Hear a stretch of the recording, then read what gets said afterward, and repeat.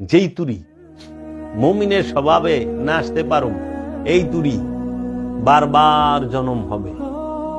মানুষ যতদিন থাকবা জনম আর জনম, এই জন্মচক্রের মধ্যে কিয়ামতের মধ্যে ঘুরবা।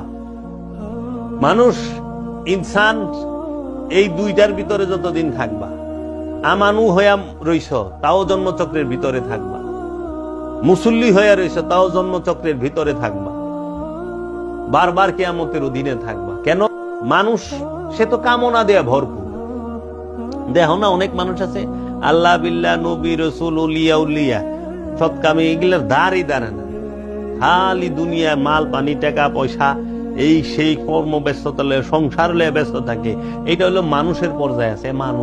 মানুষের পশুর স্বভাব দেখো না, পশু খালি খাইবো আর ঘুমাইবো আর চেনাইবো লাগবো, শেষ পশুর কারবার। আর 2-4-5টা করে জন্ম, যত কাল বাইচা আছে খালি সার্ভিস দিতেই আছে।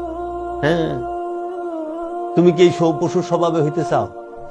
কামাইলা মাল পানি খাইলা পেট বইরা হাগলা মুতলা আর কয়টা পোলা পান জন্ম দেয়া থেকে আল্লাহর মাল 8 জন 10 জন চলে গেল, চেরায় মরে গেল, কান্দে উঠে গুরুস্থানে।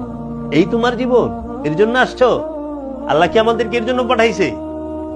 মানুষ আইবা, পড়ালেখা করবা, কাম কাজ শিখবা, চাকরি বাকরি করবা, মাল কামাইবা, ভালো মন্দ খাইবা, হাগু করবা, মুতু করবা, ঘুমাইবা, আর 4-5টা পোলা পান জন্ম দিলা, বাস এগুলো এই তাইরে নাই রে। হেলায় হেলায় দিন বয়া যায় না। তোমাকে এর জন্য পাঠানো হয় নাই, তোমাকে যার জন্য পাঠানো হয়েছে এগুলো তার ভিতরে আছে। তোমাকে মানুষ থেকে মুমিন হওয়ার জন্য পাঠানো হয়েছে, তোমাকে মানুষ থেকে রসুলের রঙে রঙিন হওয়ার জন্য পাঠানো হয়েছে আমাকে। এর ভিতরে সংসার আছে, কর্ম আছে, খাবার দাবার আছে, সন্তানাদি আছে। কিন্তু তুমি মূলটা ফালাই দিয়া এই ভিতরে যে অনুষ্ঠান লইয়া ব্যস্ত হইও না।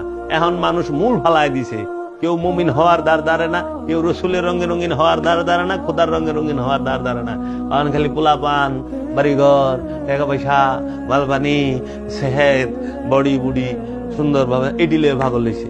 বাবা রে, মুমিনের ভিতরে এটি আছে, কিন্তু এটির ভিতরে মুমিন থাকে না, বুঝছস? সম্পদ, ধন দৌলত, বাড়ি ঘর, টাকা পয়সা, সন্তান আদি এটি মুমিনের ভিতরে আছে, মুমিনের মধ্যে আছে, কিন্তু মুমিন এগুলার ভিতরে থাকে না, বুঝছো?